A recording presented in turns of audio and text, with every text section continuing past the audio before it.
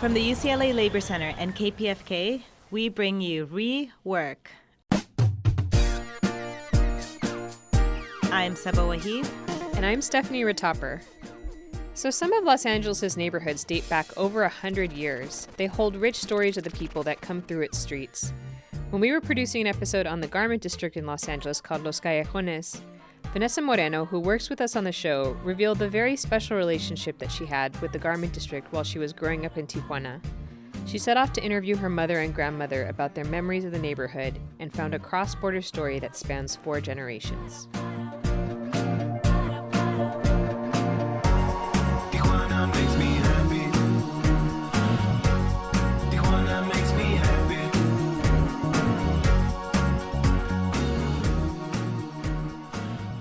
When I got accepted into UCLA, I screamed with joy. Los Angeles is where I wanted to be. I grew up in Tijuana, but had been coming to LA since I was a little kid. My family's business was a bridal shop, and our main source of supplies was downtown LA's garment district.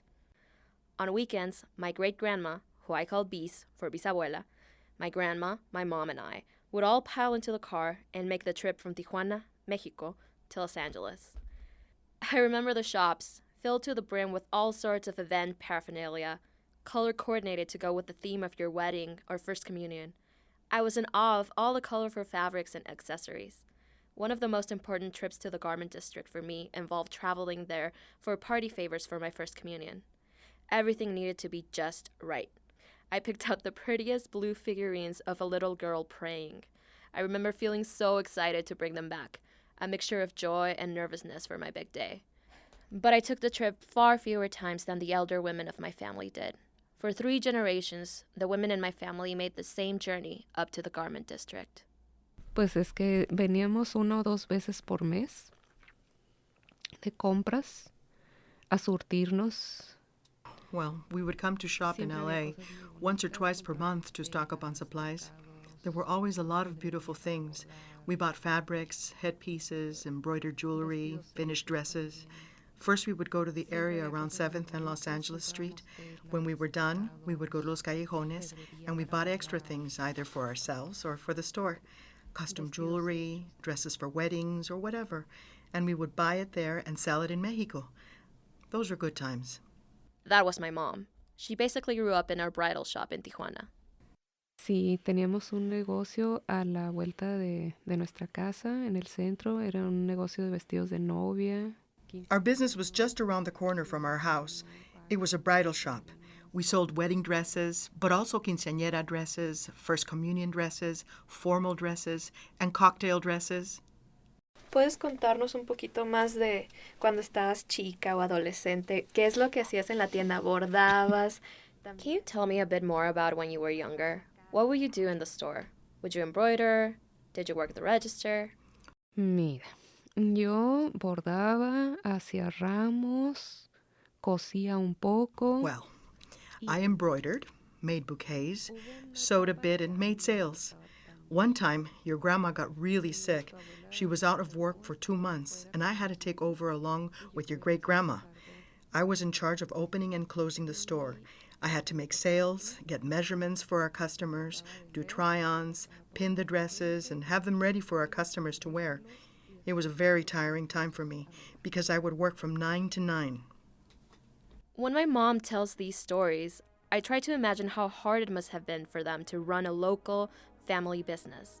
It really was a family effort. Whether it was my bees, my grandmother, or my mom, everyone chipped in and made the shop function. It's not easy. The days were often long, and they had to fill in for each other if someone got sick. But I also hear the deep love the family had for the shop.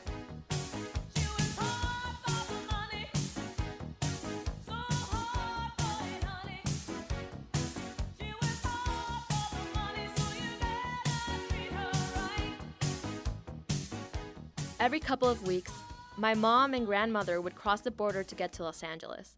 It was a different time then.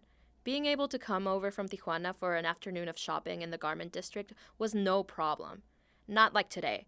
With border security much tighter, now whenever I go home during the school breaks, it takes an hour or more to cross the border. My mom has a lot of fond memories of shopping in the garment district, and specifically Los Callejones. That's the name locals give to the alleyways in the garment district. If you've never heard of it, Los Callejones are downtown alleys filled with wholesale and retail vendors. It's vibrant, bustling, always filled with people, business owners, teenagers, families, all looking for a bargain. Even when I was in my mother's womb, I loved that place. My mom says that I wanted to come out in the midst of all that bustle. Can you tell me the story of when you almost gave birth to me in the Callejones?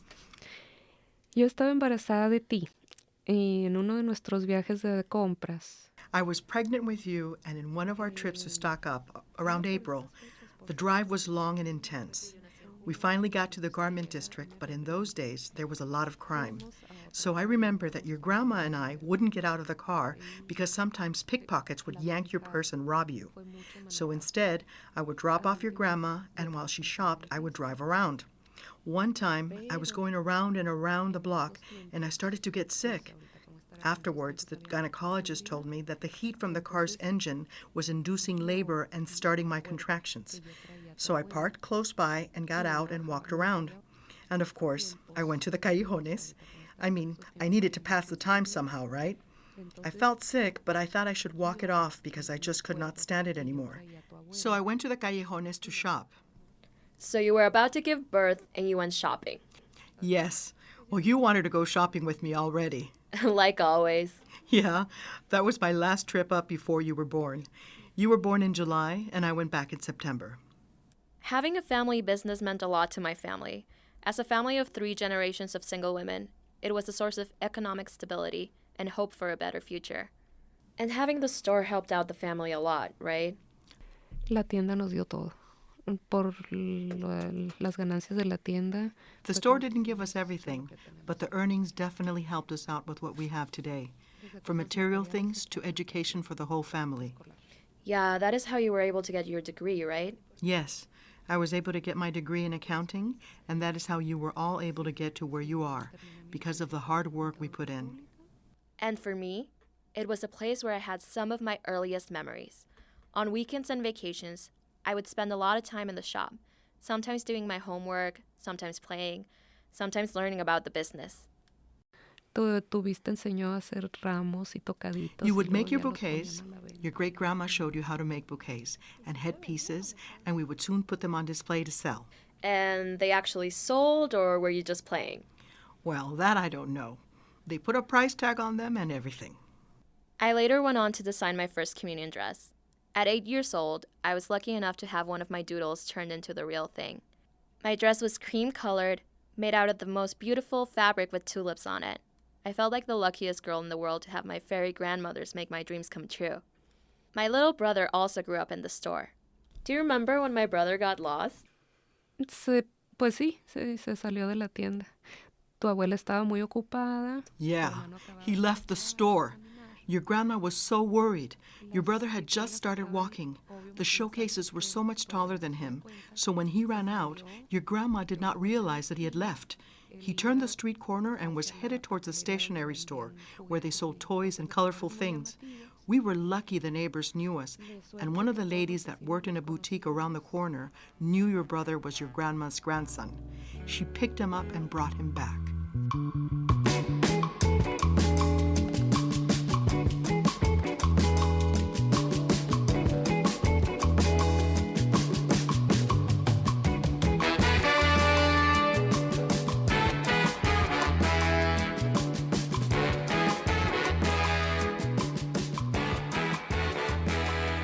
Before my mom would make trips to the garment district, her mother, my grandma, used to go as well. I interviewed my grandma at her house in Tijuana, a house that my great-grandmother bought with her earnings from the store. It's a 4-bedroom house in a part of Tijuana called El Paraíso, Paradise. It has an imposing white iron fence that's about 10 feet high. To the left, there's a huge bougainvillea vine, and to the right, there's a towering Chinese pine tree. Inside, my beast chose classic decor, with 3 chandeliers on the first floor and a wooden banister that leads up the stairs.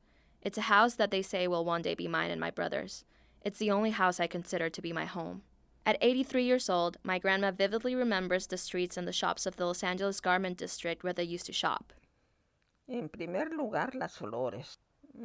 las telas allí en las 7 y Los Ángeles. First of all, the fabrics. The fabrics there on 7 and Los Angeles, I think those fabric stores are still there. We used to go to buy broches, zippers, buttons. We went to the Handy Button Company to buy supplies for the button making machine. And then on Main Street was the sewing machine store. We will go there to buy needles for the machines, bobbins, and the new machines if the old ones broke. Yes, rhinestones. There were so many things we'll go to buy in Los Angeles. All the stores were close by, and you could just go around the block and end up in the jewelry store. Jaiman Handler was there, and across the street there was Sydney's Stern. The same thing with all the different suppliers. Oh, they were all in the same block. One of her favorite stores was called Star Textiles, which still exists in the same location, but with a different name. Bien, eran personas muy decentes, muy decentes. Mi mamá les decía, yo me acuerdo. They were really good people, really nice. And I remember that my mom went to the Star Textiles and told them, listen, I'm going to talk to my daughter to see if she sold something over in the store in Tijuana. And if she did, I'll send her to deposit money in the bank and I'll buy what I need from you here. And they would let her use the store phone. My mom will call me and ask, Hija, have you sold something? Yes, Mama, I sold wedding dress for $200. Okay.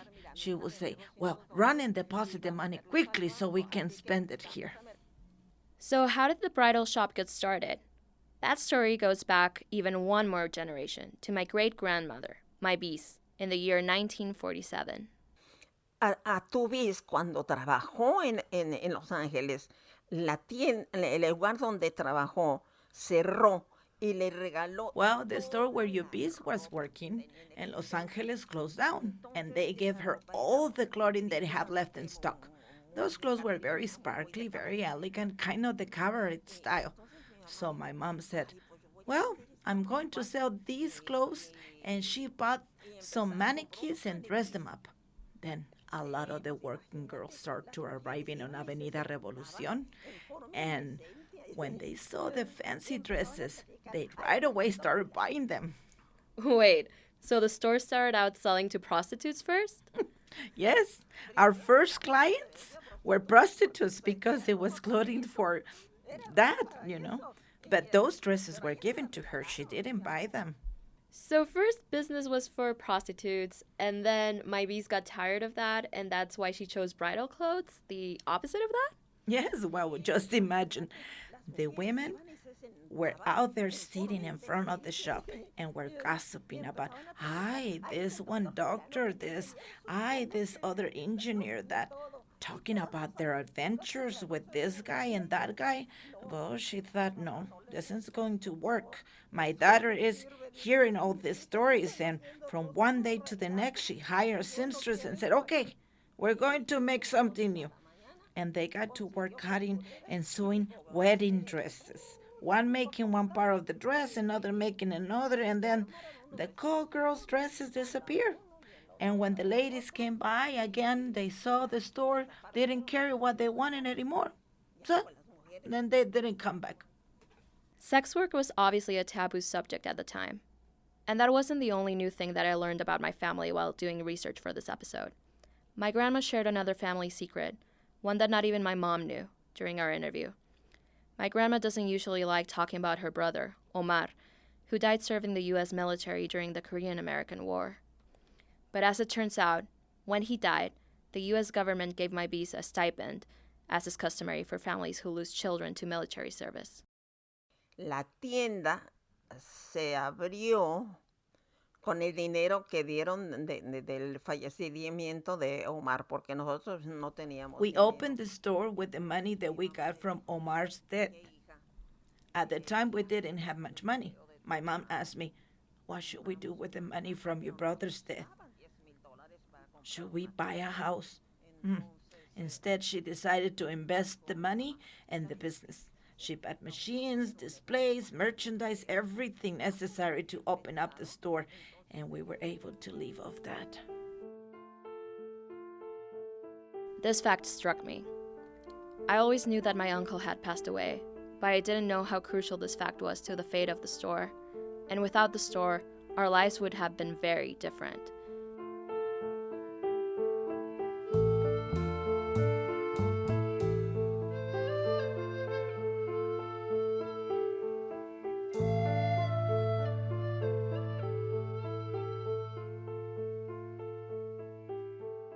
Before they opened their own shop, my great-grandmother worked out of her apartment as a seamstress, sewing shirts on a piece rate.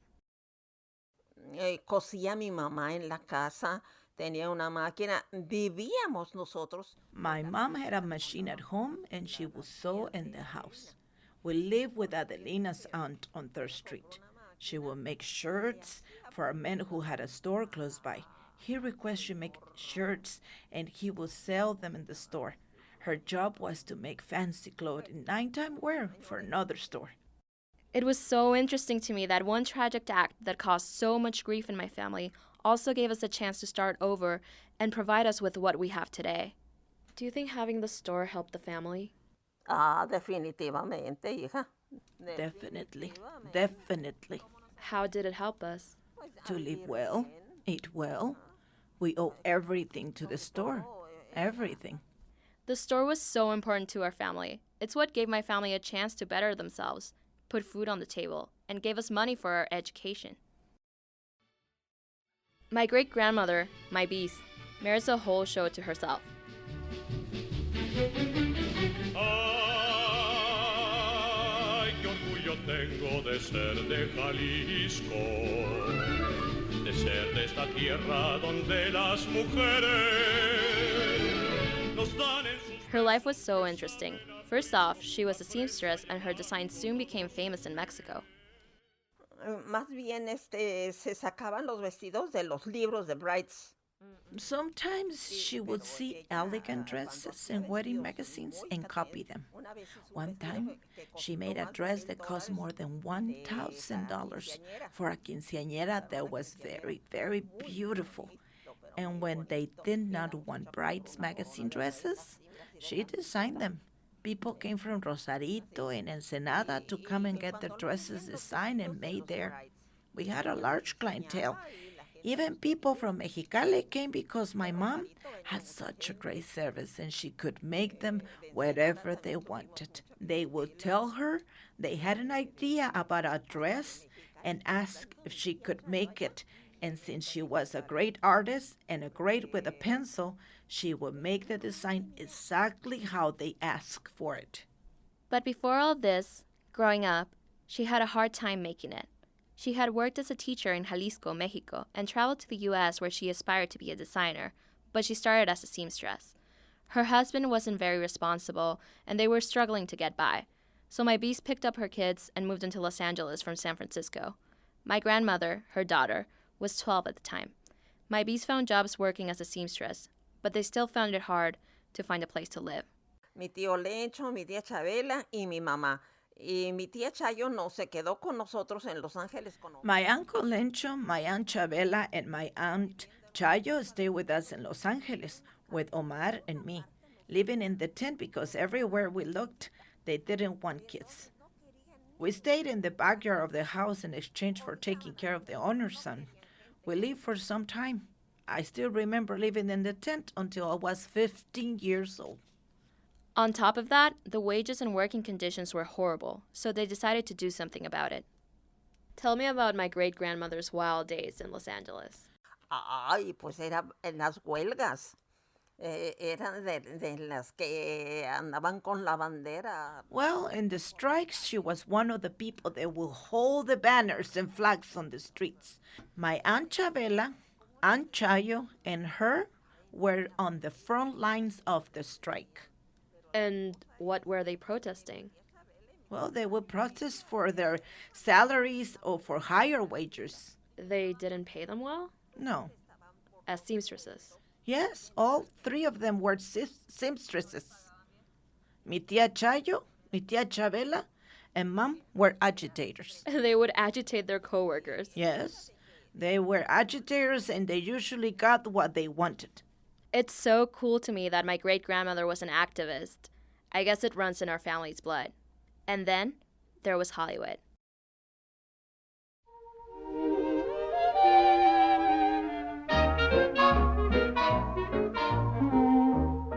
Tu vis, fíjate, hizo ropa muy fina para una bailarina muy famosa en ese tiempo. You know your great-grandmother? She made really good quality clothes for a famous dancer. What was her name? Ginger Rogers? Yeah, that's right, Ginger Rogers, exactly.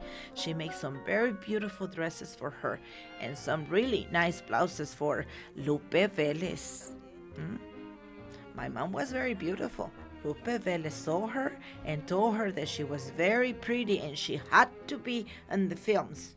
My mom was so excited, but my grandfather did not let her. And after, she let the idea go. We're talking about the late 1920s, early 1930s here.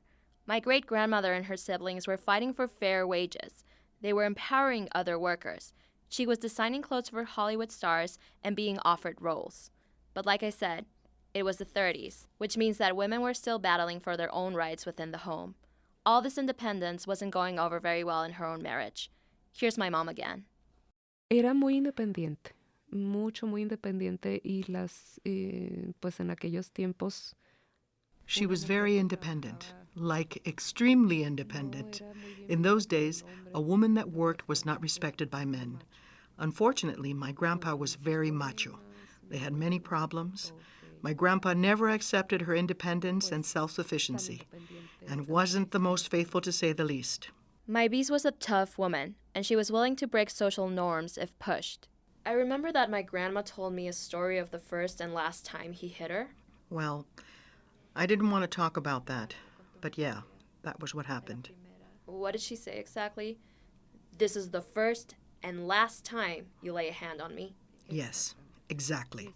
That was the first and last time. My great-grandmother left her husband.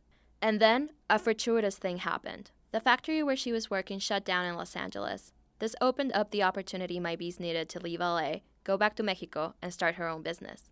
When I hear these stories of her adventures, of her creativity, of her self-righteousness in the workplace and the home, I feel a deep sense of awe and respect. Many things would have been different for her family if not for my great-grandmother. She had an adventurous spirit. My Bees came to LA from Mexico, learned English and fashion design, was almost on the verge of accepting acting roles in Hollywood, and designed dresses for movie stars. She also became a union organizer and lived her life as a feminist ahead of her time, divorcing an abusive husband. She was truly a remarkable woman. I feel honored to be part of this line of strong, independent women. Here's my mom again. Tell me a little bit about my Bees. How was she? Luis era muy creativa, muy inteligente, muy jovial. Siempre estaba innovando, siempre estaba imaginándose nuevos diseños, siempre estaba dibujando. Your Beast was very creative, intelligent, and jovial. She was always creating and inventing, always imagining making different designs.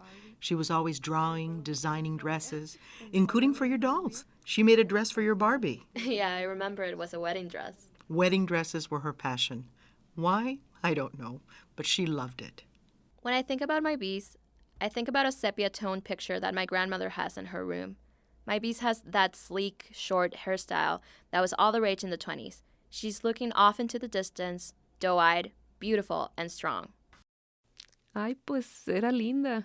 Muy moderna siempre, muy a la vanguardia. Oh, well, she was lovely, very modern, always, very original and innovative, always. She always liked knowing and being in what was in style. Yeah, that's why she named her business La Moda Femenina, women's fashion. Exactly. Strike the pose.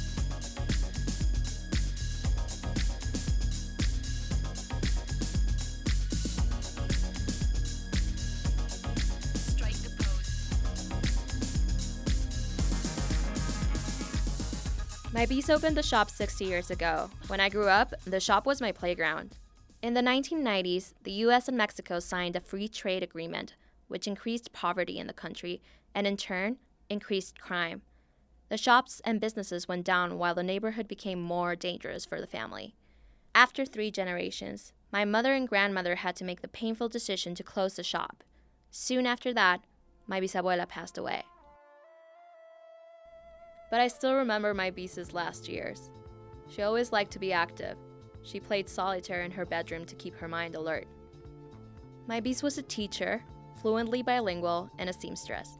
She gave our family a fighting chance in a world where money and privilege seemed to be the only way for people to get a break. She financed our educations. She taught me English. She did all the things you weren't supposed to do at the time: travel alone, work, study. She was the matriarch and anchor in our family. My bis was the woman I can only hope to be.